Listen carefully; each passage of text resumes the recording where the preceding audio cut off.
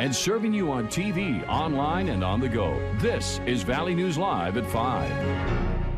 We begin tonight with a heads up about some possible troublesome weather it's ahead of our holiday travel plans. Sounds like we're headed into some wintry weather and bitter cold. So let's find out from Hutch when it will get here and how much snow we're expecting. Hutch? Thanks so much, Andrea. Hopefully everyone had a chance to enjoy the sunshine and last day of mild weather before things get a little bit on the wild side. A beautiful sunset in the making right now as clouds will be on the increase from the west, where snow is beginning to fall near Miles City and west of there towards Billings.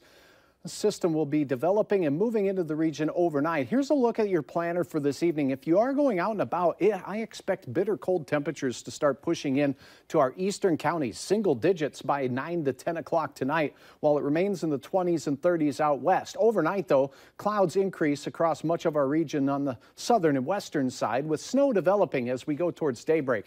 I do not think we'll have any Wednesday morning impacts to travel.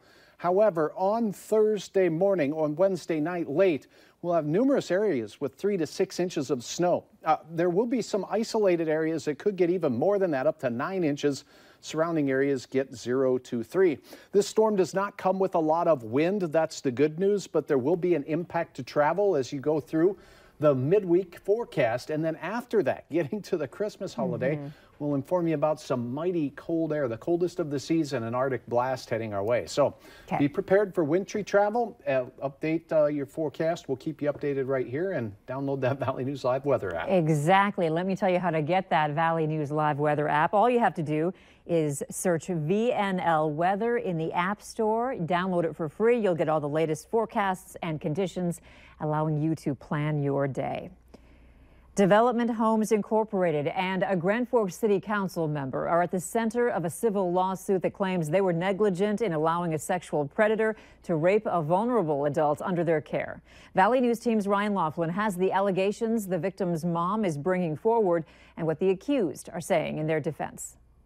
Development Homes Incorporated has been working to improve the lives of people with developmental disabilities since 1974. Today, they're facing allegations of being negligent, allowing a sexual predator to rape a vulnerable adult and then covering it up. Both the 40-year-old male victim and the alleged male rapist both have developmental disabilities. Valley News Live will not name them. The civil complaint brought forward by the victim's mother claims that DHI moved in the alleged rapist into the victim's home with prior knowledge of a history of sexual misconduct. Then after a lock was removed from the victim's door, a DHI staffer witnessed the rape.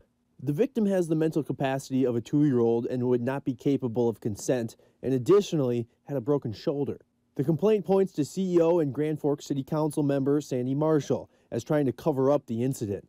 It says she instructed staffers to change their stories and to not talk to anyone outside the family. Additionally, the complaint says a DHI administrator moved to become the alleged rapist's guardian to prevent a police investigation. GFPD confirmed there was a criminal investigation, but the complaint says the DHI administrator and new legal guardian of the alleged rapist asserted his rights to remain silent. No criminal charges were ever filed. Marshall is firing back. She calls the allegations entirely false and that the claims are based on information from a disgruntled employee and plans to aggressively defend the company. Grand Forks, Ryan Laughlin, Valley News Live. The civil lawsuit is seeking $50,000 for damages. The criminal investigation was handed over to social services. Bail is set at $5 million cash for a former Fargo priest accused of child sex abuse. Prosecutors asked for the high bail, saying that Fernando Sayasaya poses a flight risk. Sayasaya, who is charged with sexually abusing 2 boys while working for the Fargo Diocese, fled to the Philippines in 1998. He was arrested there in November and extradited to the United States. He was assigned to the Blessed Sacrament Catholic Church and to St. Mary's Cathedral at the time of the alleged abuse. Sayasaya has since been removed from the priesthood.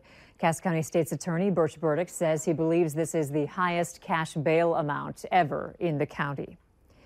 A former mail carrier and her roommate, who are charged with stealing mail in Moorhead, made their first court appearances today. The former carrier, 35-year-old Cheryl Gordon and 30-year-old Amanda Liebert, each face 4 felony counts of mail theft.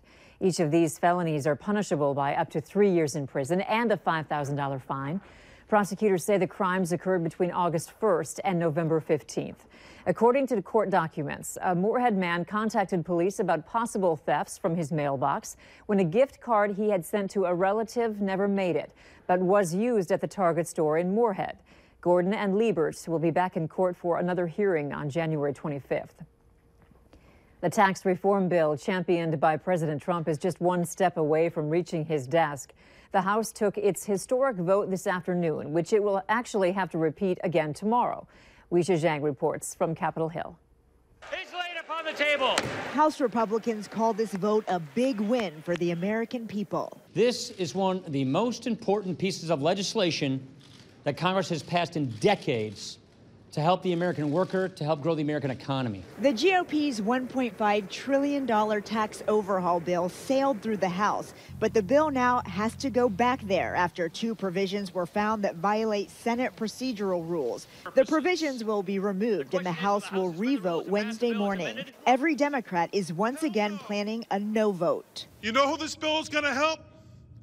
Corporate special interests, the wealthiest Americans, and yes, the Trump family. The final bill merges earlier versions from the House and Senate. It doubles the standard deduction and slashes the corporate rate to 21%. The bill's next stop is the Senate, where former Republican holdouts are now ready to vote yes.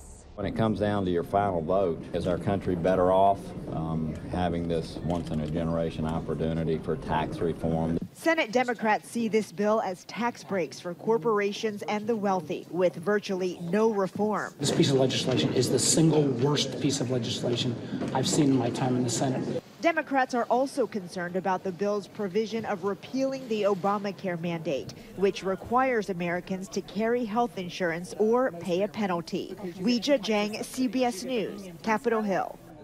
Passage in the Senate will mark the GOP's first legislative victory with a Republican in the White House and Republicans in control of Congress.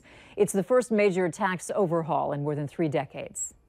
The Trump administration is blaming North Korea for the so-called WannaCry cyber attack that infected hundreds of thousands of computers across the globe in May.